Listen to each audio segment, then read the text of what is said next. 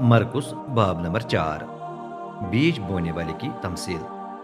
फिर ईसा दोबारा झील के किनारे तालीम देने लगा और इतनी बड़ी भीड़ उसके पास जमा हुई कि वो झील में खड़ी एक किश्ती में बैठ गया। बाकी लोग झील के किनारे पर खड़े रहे। उसने उन्हें बहुत सी बातें तमसीलों में सिखाई। उनमें से एक ये थी, सुनो, एक किसान बीज बोने के लिए निकला।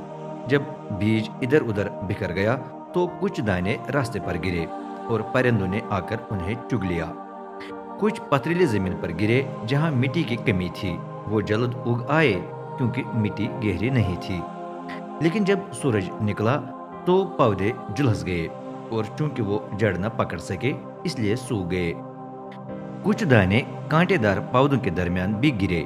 वहां वो उगने तो लगे, लेकिन कांटेदार पौधों ने साथ साथ बढ़कर उन्हें फलने फूलने की जगह न दी।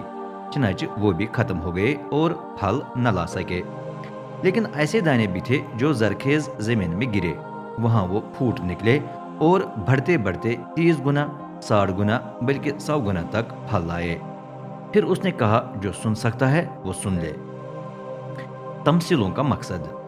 जब वो अकेला था तो जो लोग उसके इर्द गिर्द जमा थे उन्होंने 12 शागिर्दों समेत उससे पूछा कि इस तमसील का क्या मतलब है।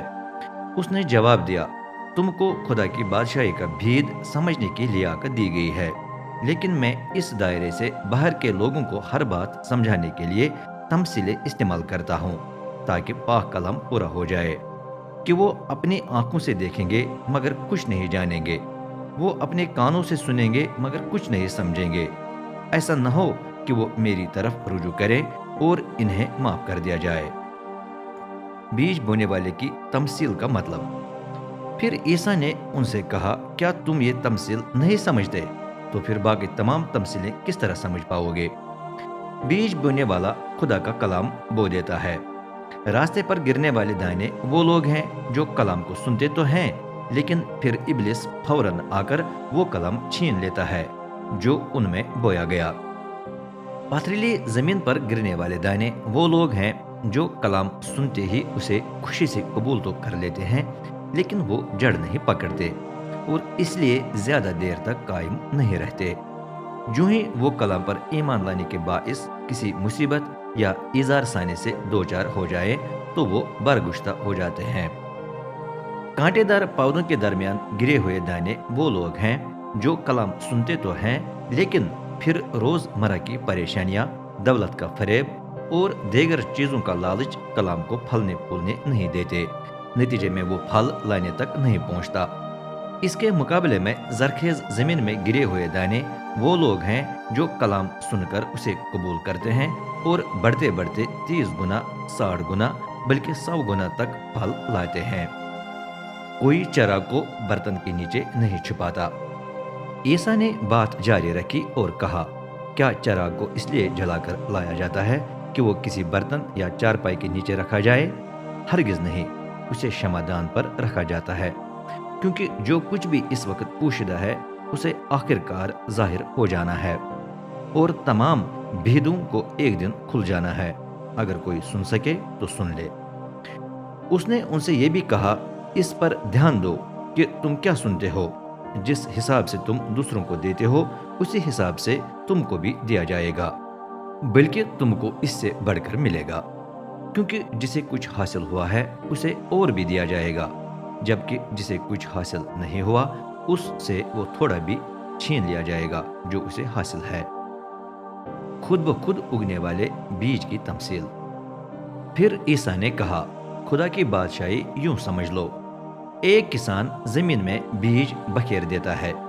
ये बीज फूटकर दिन रात उगता रहता है, ख्वाह किसान सो रहा या जाग रहा हो, उसे मालूम नहीं कि ये क्यों कर होता है। जमीन खुद ब खुद अनाज की फसल पैदा करती है।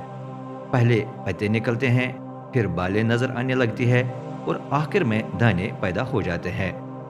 और यूं ही अनाज की फसल पक जाती है, किसान आकर दरांती से उसे काट लेता है, क्योंकि फसल की कटाई का वक्त आ चुका होता है। राई के दाने की तमसील।